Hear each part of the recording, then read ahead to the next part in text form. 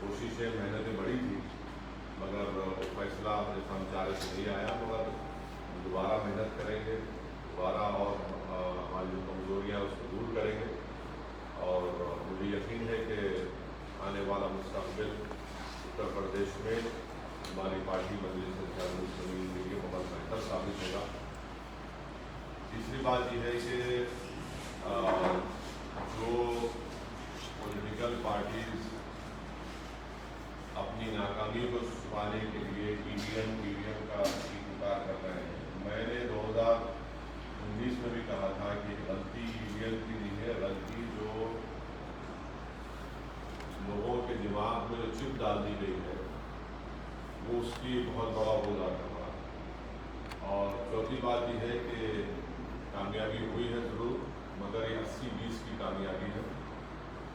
हम अपना काम करते आए, पहले से करते रहेंगे। और बस मुझे यही कहना है कि काफ़ी मेहनत की, बहुत अच्छी मेहनत की, दिल-जान से हम लोग हमारे पूरी पार्टी की जिम्मेदारी हैं। मैं सबका शुक्रिया अदा करता हूँ। मैं उनसे ये भी अपील करूँगा कि अपने हौसलों को बुलंद रखिए। कल से हम फिर अपने काम पे लग जाएंगे और यकीनन मुझे यकीन है कि आने वाले जो विधानसभा के इलेक्शन होंगे उसमें हम और अच्छा करेंगे। हमारे कमजोरियों को, जो भी कमजोरियाँ सामने होंगी उसको दूर करेंगे। सर, आपने बोला 80-20 की कामयाबी है, इसका मतलब क्या है? ये आपका कहना है कि मेजॉरिटी और माइनॉरिटी के बीच की लड़ाई देखिए, एक बात तो साफ वाज़ेह हो गई कि मैं शुरू से इस बात को कह रहा था कि एमआईएम पार्टी का जो मकसद है, कई हमारे मकासद हैं जो ऑब्जेक्टिव है, उसमें एक बड़ा ऑब्जेक्टिव ये भी है कि एक पॉलिटिकल लीडरशिप बने। अब अगर आप इस तरह से ये पैगाम देंगे तो फिर आप सिर्फ वोट डालने वाले बन जाते हैं, वोट लेने वाले नहीं बनते हैं और आप एक झुंझुना बन जाते हैं। और मिसाल के तौर पर ये जितने भी अभी तक नतीजे आए, जो रिजल्ट्स आया, उनमें बड़ी बातें कर रहे थे लोग कि ये इनका और ट्रांसफ़र होगा, उनका और ट्रांसफ़र होगा। ट्रांसफ़र कुछ भी नहीं हुआ। और जो लोग झूठे दावे पेश कर रहे थे, जो लोग सब उर्दू का लफ्ज़ बोल रहा हूँ, सब बाग दिखा रहे थे, वो सब तो सब मालूम हो गया कि किसका और कहाँ पर गया, किधर गया। तो खैर अभी तो पूरे नतीजे नहीं आए, तो इस नतीजे पर और जब पूरे नतीजे आ जाएंगे उसको देखकर भी फिर हम और यकीनी तौर पर कह सकते हैं। मगर ये है कि जो उत्तर प्रदेश के अल्पसंख्यक समाज के माइनॉरिटीज़ हैं, उनको सिर्फ वोट बैंक की तरह इस्तेमाल किया गया। और इसी वजह से आज आप देख रहे हैं कि जो पॉलिटिकल लीडरशिप की हम जब बात करते हैं तो उससे सबको तकलीफ हो जाती है। तो खैर अब ये बात नहीं है कि मैं इतनी तफसील में जाऊँ, जो फैसला आया हम उसकी इज्जत करते हैं और हम अपना काम जारी रखे हैं और जारी रखेंगे और पहले ज़्यादा हम मेहनत करेंगे और जो हमारी लड़ाई है जमहूरियत के दायरे में उसको लड़ते हैं। सर, उस पर क्या कहेंगे जो आपको आपके पहले भी आरोप लगते रहे हैं कि आप जिताने के लिए गए थे बीजेपी को और जिता के आ गए, ऐसा आपके विरोधियों का ऐसा आरोप है, पहले भी लगता है, क्या कहेंगे? देखिए प्रमोद साहब, अगर मैं उन लोगों के नाम ले लूँ जो बाजा बजा रहे थे कि ये लड़ाई वो लड़ाई है, आखिरी लड़ाई है, खुला लड़ाई है, और जो जाकर हर समाज के लोग कह रहे थे कि ये आखिरी लड़ाई है, अब उनके बारे में क्या बोलेंगे आप? और अगर हम पे जो इल्ज़ाम लगता है कोई फिक्र नहीं, हम तो बोलते लगा हुआ। आप देखेंगे गुजरात में भी इलेक्शन लड़ेंगे, राजस्थान में भी लड़ेंगे और इस साल आखिर में दिसंबर में उत्तर प्रदेश में लोग क्यों जीत गई बीजेपी, गोवा क्यों जीत गई, मणिपुर क्यों जीत गई, जनता को, गरीब को, दलित को, अल्पसंख्यक को समझ में आ जाएगा कि इनको सिर्फ इस्तेमाल किया गया। आप जो दावे कर रहे थे, जो भीड़ दिखा रहे थे, जो बातें हो रही थी, जो ख्वाब में भी मुख्यमंत्री बन गए थे, जिम्मेदार सर आप बोले कि वोट बैंक की तरह इस्तेमाल किया जाता है, खास तौर से माइनॉरिटी को, और आप अपनी जो स्पीचेज में बार बार इस बात की अपील कर रहे थे। मैं अपनी स्पीचेस का हवाला अच्छा किया, आपने जो सवाल किया, मैंने तो अपनी स्पीच में कहा कि समाजवादी अलायंस बीजेपी को नहीं हरा सकता, तो उस वक्त भी लोग बड़े नाराज हुए। ऑन रिकॉर्ड मेरे स्पीचेज आप देखिए, यूट्यूब पे है, मैं जो बात कह रहा हूँ कह चुका हूँ।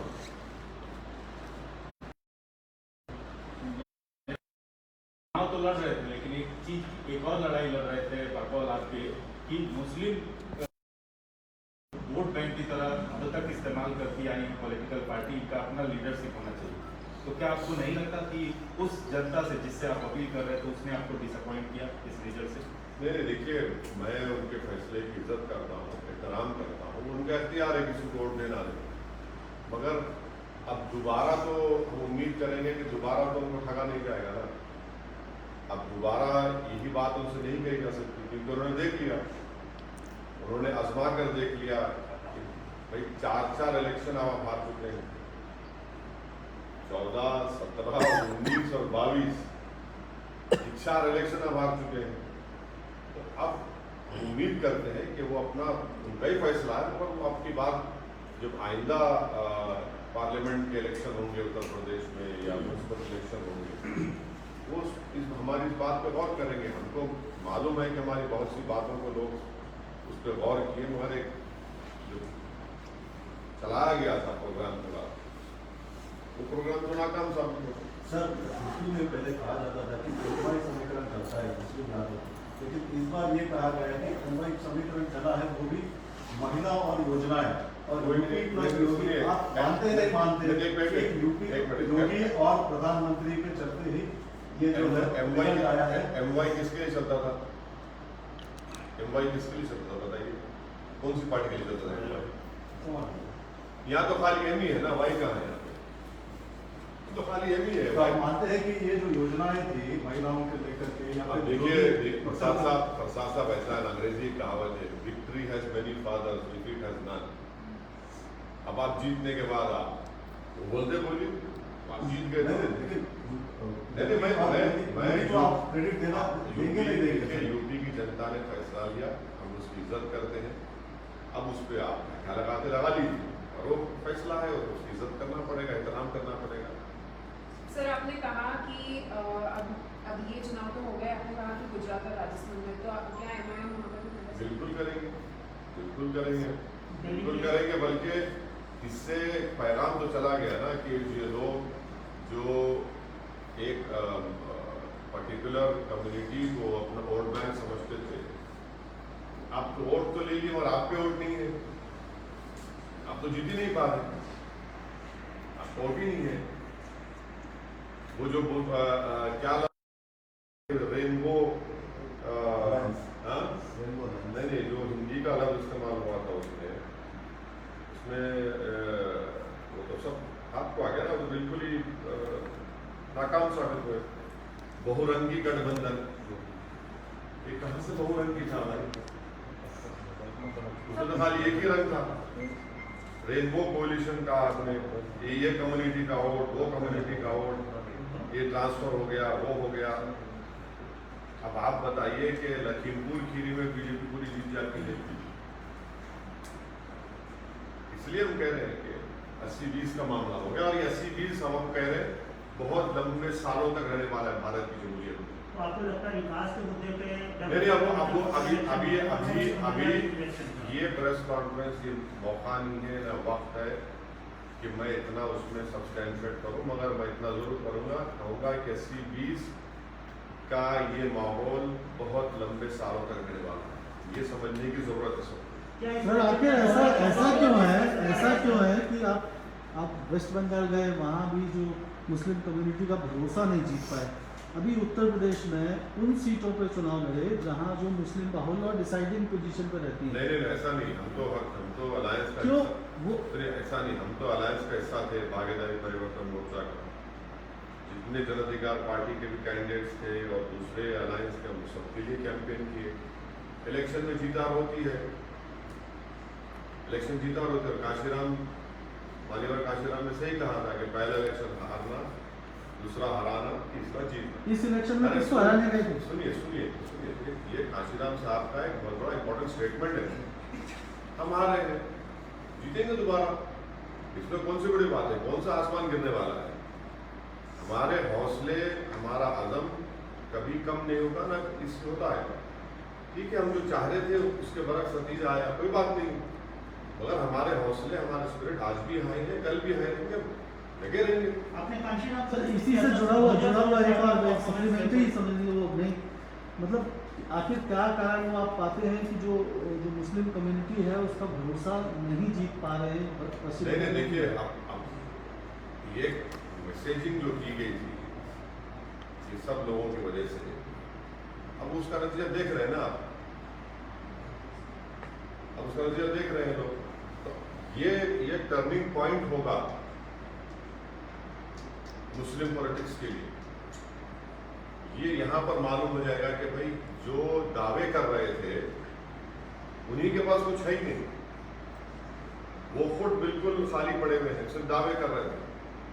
अगर उनके दावे सही साबित हो जाए तो कुछ तो उनके पास बचता, उनके पास कुछ नहीं बचा। तो हिजाब का मामला किसको फायदा किया और किसको नुकसान किया सर? देखिए, हिजाब का मामला मैंने कहा था अपने भाषण में, संविधान के फंडामेंटल राइट का इशू है। इलेक्शन हो, चुनाव हो ना हो, जहाँ पर फंडामेंटल राइट्स का वायलेशन आएगा वहाँ पर बोलना पड़ेगा। लेकिन जो इशू अगर चुनाव नहीं होते तो आप समझते हो वैसे फॉर्म बढ़ जाता, आप गलत सोच रहे हैं। ये मेरा फंडामेंटल राइट है, संविधान को प्रोटेक्ट करना मेरी आपकी जिम्मेदारी है, मैं बोलूँगा बराबर। और ये बोलना कि इसमें आया, वो अगर नहीं आता तो भी हम बोलते बराबर। 80-20 के नैरेटिव में क्या ये काम आया सर? 80-20 का रेडियो आपको बताएंगे आराम से। सर, आज की प्रेस कॉन्फ्रेंस सर आप बोल रहे हैं कि जो मैसेज दिया गया था तो आपका इशारा कहीं न कहीं जमात के जो नुमाइंदे हैं, चाहे वो मेरा इशारा चाहे वो लीडर हो, नहीं, मेरा इशारा किसी के ऊपर नहीं है, जनता समझ ले जाएगी। मैं आज उसके समझ में वो गलत। सर आप कह रहे हैं कि जो 80-20 का जो नैरेटिव है This is going to stay for a very very long time. This is the crass reality which everyone will have to accept. At the same time, the story of the day is also coming from Punjab, where Kejriwal has sort of created history, and he has made it amply clear that he's going to stick out a national front, which may not be possible without the support of other players. And here we're talking about Bihar Chief Minister Kejriwal. You know what? One of the MLAs of that party has talked about my chief minister. He has used some offensive words against him, unparliamentary, derogatory words. I don't want to repeat it in a press conference, but that is for them and the other parties to decide. But would you throw in No, the blame I, for any of this effort being put in by the Madam, my objective is to create a political leadership. That I try to do my best, and it will be created. But any concerted effort from It will be, government saying on this the is, BJP it is too government? early to talk about it. Sir आप sir कई लोगों ने EVM पे सवाल उठाए, आप उस पे क्या कहेंगे? मैं तो 2019 में आपको प्रेस कॉन्फ्रेंस बोला था कि ईवीएम गलत है, ईवीएम में कुछ नहीं है, दिमाग में चिप डाल दी गई है 80-20 की, और वो चल रहा है। ईवीएम की गलती ईवीएम की नहीं है, बुलडोजर का कितना असर पड़ा सर? कुछ भी नहीं है। गलती जो है ईवीएम की नहीं है, गलती जो दिमागों में डाल दिया गया है उसी के ऊपर मामला चल रहा है। How do you view the Congress's performance in Uttar Pradesh and other states? Congress खत्म हो गई सर। अभी कांग्रेस, बीएसपी, बहुजन समाज पार्टी, कांशीराम का आप उदाहरण दे रहे थे, लेकिन उनका जो कहना है वो रिवर्स में हो रहा है।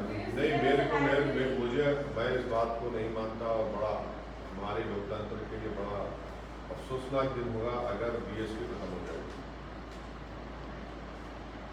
बड़ा अफसोसनाक दिन होगा। और मुझे यकीन है कि बीएसपी खत्म नहीं होगी। हमारे लोकतंत्र के लिए, जमहूरियत के लिए तो पार्टी करना बहुत जरूरी है। इस वक्तव्य को कांग्रेस के बारे में राहुल गांधी, प्रियंका गांधी, अब उस मैं उसके बारे में मैं क्यों बोलूँगा? हम आप उनको भी इज्जत बख्शूँ, मैं अपनी जबान से उनका नाम लेकर उनके बारे में बोलूँ। सर आप बीएसपी के बारे में जो It is for their party to decide how Sir, they comment on it.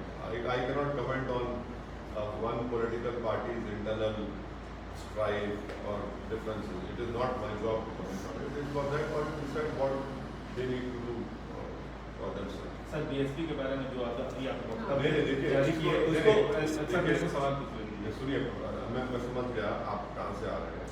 मैं आपको बता रहा हूँ कि भारत की लोकतंत्र के लिए बीएसपी का एक बहुत बड़ा रोल रहा और हम उम्मीद करते हैं कि उस पार्टी रहेगी, मजबूत रहेगी।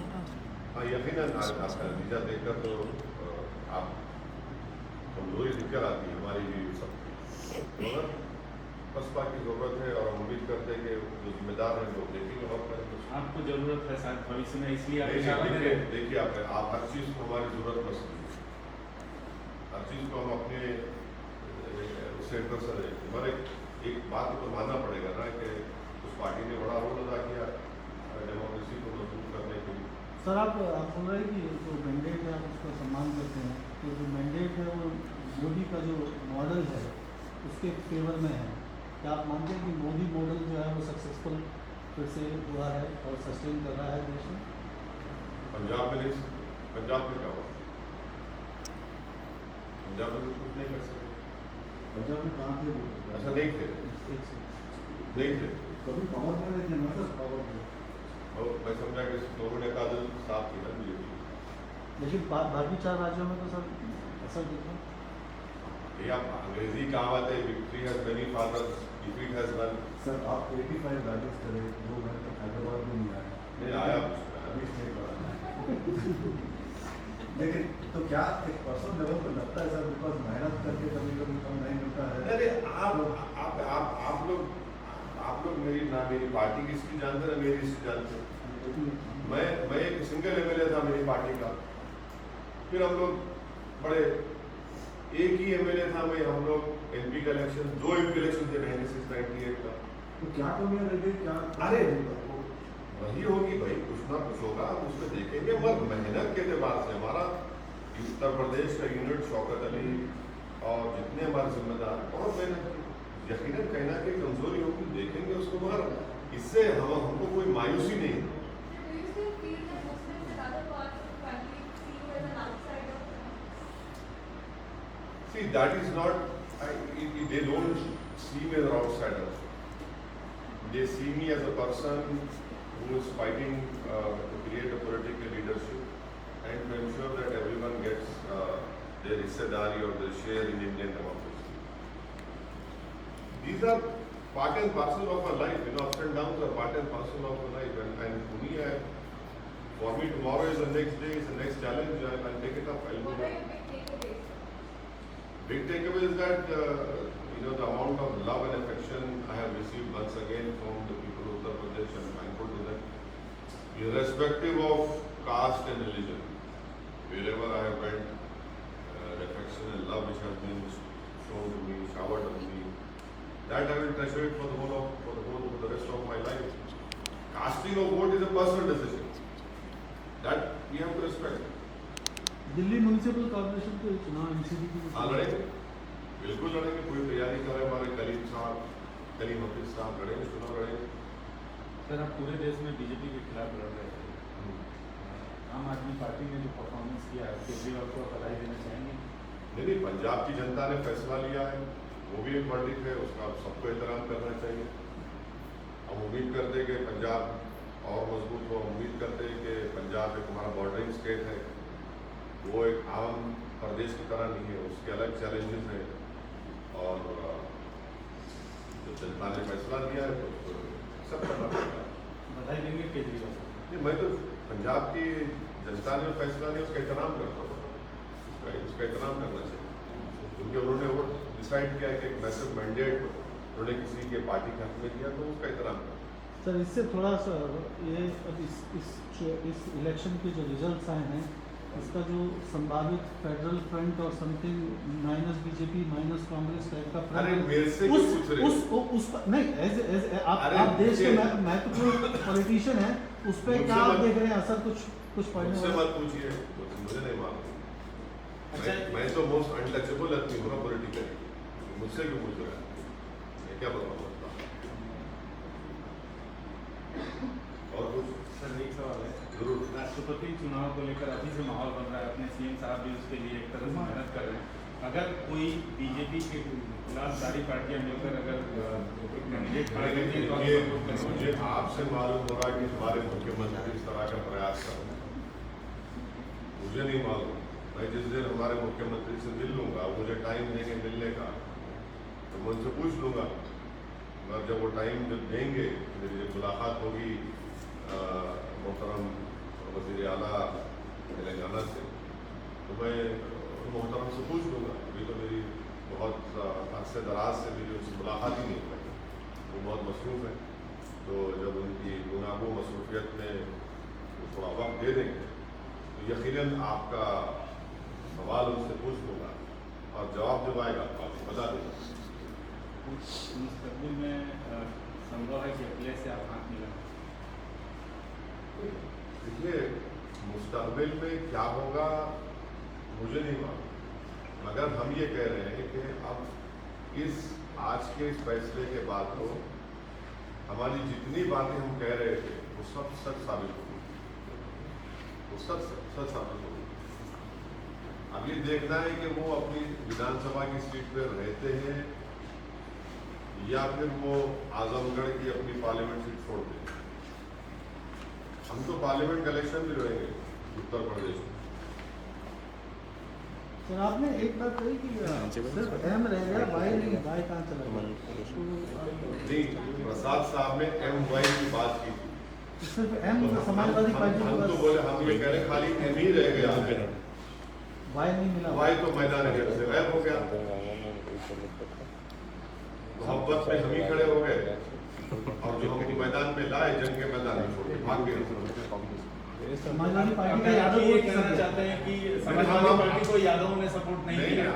आप देखिए, डेटा आएगा मालूम हो जाएगा, डेटा आएगा। बस हम तो यही कह रहे हैं ना भाई, सीधा सीधा यही कह रहे हैं कि मुसलमानों ने सपोर्ट किया। ये जो लफ्ज इस्तेमाल किया आपने, वो क्या था कोalition, वो बहुरंगी गठबंधन, एक ही रंग नजर आ रहा था। अभी तक तो रिजल्ट जितनी आए एक ही नहीं, इसको आप एक राजभवन मत कीजिए, रंग क्या स्टेट बीजेपी का कहना है कि हम आने वाले इलेक्शन में बुलडोजर चलाएंगे, और स्टेट बीजेपी का कहना है कि हम आने वाले इलेक्शन में बुलडोजर चलाएंगे। क्या उत्तर प्रदेश का अवसर आप तेलंगाना पड़ सकता है? देखिए, चंद्रशेखर राव जो है किसी भी किस्म का नहीं है, ये बात नहीं करना यार, समझे? यहाँ पे क्या चलाएंगे, कैसा चलाएंगे वो मालूम हो जाता है। वो आप जीत गए उत्तर प्रदेश, सही है। बल्दिया के इलेक्शन में आए थे ना, सब आए थे। लेकिन परफॉर्म भी तो किया सर। हाँ, परफॉर्म किए, फिर उसके बाद अरे छोड़िए ना, वो तो कांग्रेस, जहाँ कांग्रेस का वैक्यूम पैदा होता है मुश्किल कर लेते हैं। इसका मतलब बीजेपी के पास भाई जहाँ हमारे जितने नंबर से हम रिपीट किए, अंडर एस्टिमेट मत करो आप चंद्रशेखर राव को। और अच्छी बात यह है कि चंद्रशेखर राव अब जो एक्टिव हो गए ना, वो बड़ा चेंज है उनमें, और उम्मीद करते हैं कि वज़ीर आला ऐसी एक्टिव रहेंगे, वैसी एक्टिव रहेंगे अब आइंदा असेंबली के चुनाव तक। नहीं, वो कब कराते हैं वो नहीं मालूम मेरे को, वो मेरे को नहीं मालूम। आपको मालूम है तो बताइए, हम भी तैयारी शुरू कर देते जाते। मेरे को तो नहीं मालूम, बट हम तो उम्मीद करेंगे कि हमारे वज़ीर आला जो एक्टिव आज है, उनको एक्टिव रहना, बस एक्टिव रहना, और थोड़ा उनको पब्लिक से मिलना भी, थोड़ा जितने उनके MLA से तो टाइम निकाल लिए, थोड़ा मिल लिए तो अच्छा रहता है। पिछले इलेक्शंस में TRS में एक ही फेस है, TRS में एक ही चेहरा है बस, दूसरे कोई चेहरे नहीं है। बहुत बड़ी बात बोले, TRS में कैसे एक ही चेहरा है? बिल्कुल, TRS में एक ही चेहरा है, कोई दूसरा चेहरा है ही नहीं, कोई भी नहीं, कोई नहीं है सिवाय वज़ीर आला के चंद्रशेखर राव, कोई चेहरा नहीं। सर पिछले इलेक्शन में बाबू भी बहुत एक्टिव हुए थे, ऐसी नेशनल पॉलिटिक्स में इन्वॉल्व हुए थे, अभी नहीं दिख रहे कहीं। है वो आंध्रा में है ना, तो सर नेशनल में कहीं नहीं है ना सर, मगर आंध्रा में है, थोड़ा बहुत है। कहीं इनका सिचुएशन ऐसा ना हो जाए सर कहाँ पे यहाँ पे। नहीं देखिए, हिंदू चंद्रबाबू नायडू को छोड़ के निकले, वो ऐसा आदमी नहीं है, वो छोड़ के निकले स्वयं।